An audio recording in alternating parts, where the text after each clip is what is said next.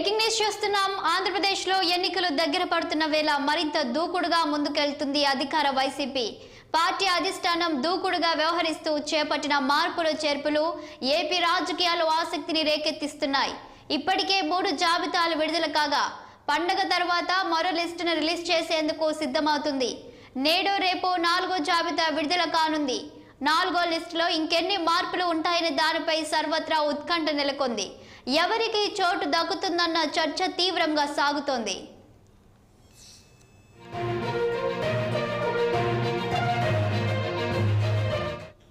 అయితే ఇప్పటికి 60 మంది దాకా ఇన్ఛార్జీలను మార్చిన వైసీపీ అధిష్టానం ఆ సంఖ్యను మరింత పెంచనున్నట్లు తెలుస్తోంది. మొదటి లిస్టులో 11 మందిని మార్చగా సెకండ్ లిస్టులో 27 మందిని మార్చారు. మూడో లిస్టులో 21 మంది ఇన్ఛార్జీలను మారుస్తూ నిర్ణయం తీసుకున్నారు. మొత్తం 3 దశల్లో 59 మందికి అధినేత వైఎస్ జగన్ టికెట్లు ఖరారు చేశారు. అయితే 4వ లిస్టు కాక లాస్ట్ మినిట్ వరకు కూడా చేంజెస్ తప్పవన్న సంకేతాలు ఇస్తుండటం ఇప్పుడు నేతల్లో టెన్షన్ పుట్టిస్తోంది. వైసీపీలో మార్పులు చేర్పులపై అసంతృప్తి రాగాలు వినిపిస్తున్నా, నిరసనలు కంటిన్యూ అవుతున్నా హైకమాండ్ లెక్క చేయడం లేదు.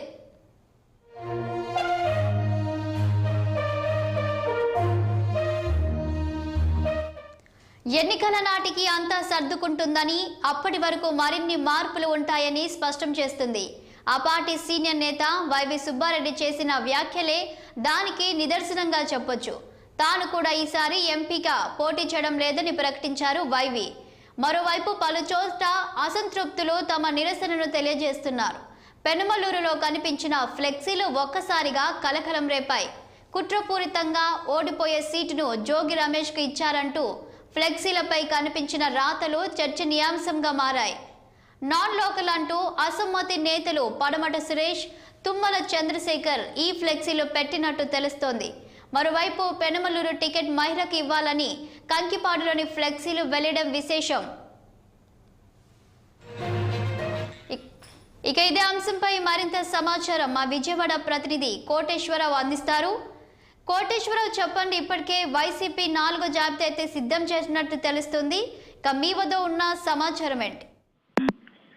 శాలిని, తెలుగువారి పెద్ద పండుగ సంక్రాంతి సందర్భంగా మరి వైసీపీ అధిష్టానం కొద్దిగా గ్యాప్ ఇచ్చిందని చెప్పుకోవచ్చు. ఏదైతే ఈ వైసీపీకి సంబంధించిన జాబితాల పరంపర వైసీపీకి ఎమ్మెల్యేలు కానీ పార్లమెంట్ సభ్యులు కానీ సంబంధించినటువంటి జాబితా కొద్దిగా గ్యాప్ ఇచ్చారని చెప్పుకోవచ్చు. ఈ పండగ తర్వాత ఖచ్చితంగా 4వ జాబితా రిలీజ్ అవబోతుందని కూడా మనకు సమాచారం ఉంటుంది. ఏదైతే ఈ జాబితా పరంపరలో ఇప్పటికే 59 మంది ఇన్ఛార్జీలు అయితే నియమించిన వైసీపీ అధిష్టానం మరో జాబితాకు సిద్ధమవుతుందని కూడా చెప్పుకోవచ్చు. ఇప్పటికే దీనికి సంబంధించిన కసరత్తు అయితే పూర్తయింది. ఇక ఈ రోజు కానీ రేపు కానీ ఎల్లుండి కానీ ఈ జాబితా ఖచ్చితంగా 4వ జాబితా వైసీపీకి సంబంధించినటువంటి 4వ జాబితా ఖచ్చితంగా రిలీజ్ అవుతుందని కూడా మనకు ఖచ్చితంగా సమాచారం ఉంది. ముఖ్యంగా చూసుకుంటే ఏదైనా ఈ మూడు జాబితాలకు సంబంధించి కూడా కొంత వైసీపీలో కొంత నిరసన గలం అయితే వినిపిస్తున్న నేపథ్యంలో అయితే కొంత రెండు జాబితాల తర్వాత 3వ జాబితాకి కొద్దిగా గ్యాప్ తీసుకున్న అధిష్టానం 3వ జాబితాని రిలీజ్ చేసింది. రెండు తర్వాత 3వ జాబితాని 3వ జాబితా తర్వాత కూడా కొంత వైసీపీలో నిరసన వచ్చినప్పటికీ దాన్ని పెద్దగా పట్టించుకోవాల్సిన అవసరం లేదని కూడా వైసీపీ అధిష్టానం నిర్ణయించుకుంది. దీంతో పాటు వైసీపీ నుంచి కూడా పెద్దగా 3వ జాబితా మీద పెద్ద నిరసన గలం కూడా వినిపించలేదని కూడా అధిష్టానం భావిస్తున్న తరుణంలో 4వ జాబితాకి అయితే సిద్ధమవుతుంది.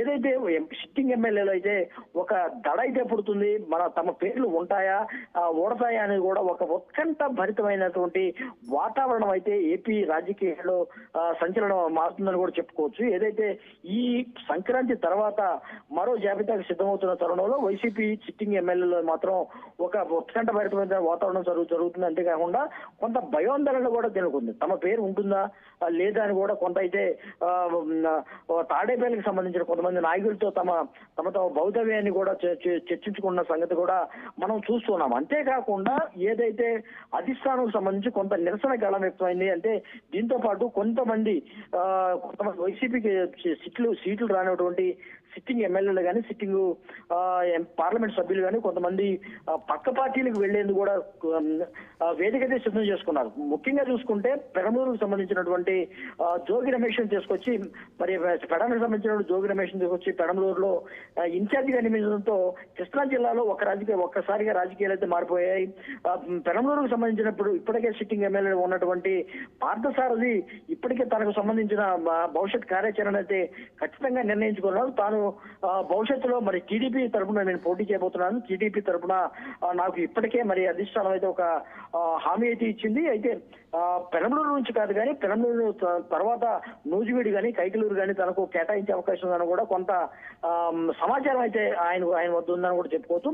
ముఖ్యంగా ఈ నెల 18వ తారీఖున ఏదైతే ఉందో కదులు రండి అనే తెలుగుదేశం ఏదైతే ఉందో భారీ బహిరంగ సభ గుడివాడలో ఏర్పాటు చేస్తున్న తరుణంలో ఆయన లాంఛనంగా అధికారికంగా అక్కడ దాంట్లో చేరి మరి వైసీపీ టీడీపీ నుంచి ఆయన పోటీ చేసే అవకాశం ఉందని కూడా తెలుస్తుంది నేపథ్యంలో మరికొంతమంది వైసీపీ గళం అయితే నిర్ణయించుకున్నప్పటికీ ఏ మాత్రం వైసీపీ అసలు లెక్క చేయకుండా ముందుకు వెళ్తుంది. అసలు నిరసన కానీ లేకపోతే అధిష్టానం సంబంధించినటువంటి ఏదైనా వ్యతిరేకత కార్యకలాపాలు చేస్తున్నప్పటికీ కూడా వైసీపీ ఏ మాత్రం తగ్గకుండా తాను ఏదైతే అనుకుందో దానికి ఖచ్చితంగా ముందుకు వెళ్తూ వైసీపీ కొత్త ఇన్ఛార్జీలు మారడంలో మాత్రం చాలా దుందుడుగా వ్యవహరిస్తుందని కూడా చెప్పుకోవచ్చు. ముఖ్యంగా మనకు సమాచారం ఉంటుంది ఏదైతే ఉందో రాష్ట్రంలో ఉన్నటువంటి 25 పార్లమెంటు నియోజకవర్గాలు ఖచ్చితంగా 3 నియోజకవర్గాలకు తప్ప దాదాపు 22 మందిని ఖచ్చితంగా మారుస్తారు అని ఒక పెద్ద ఎత్తున ఒక వార్త అయితే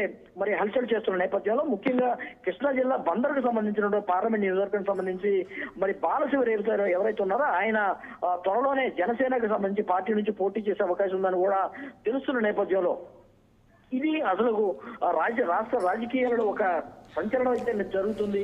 సంచలన రాజకీయాలకైతే వైసీపీ. Thank you Koteswararao.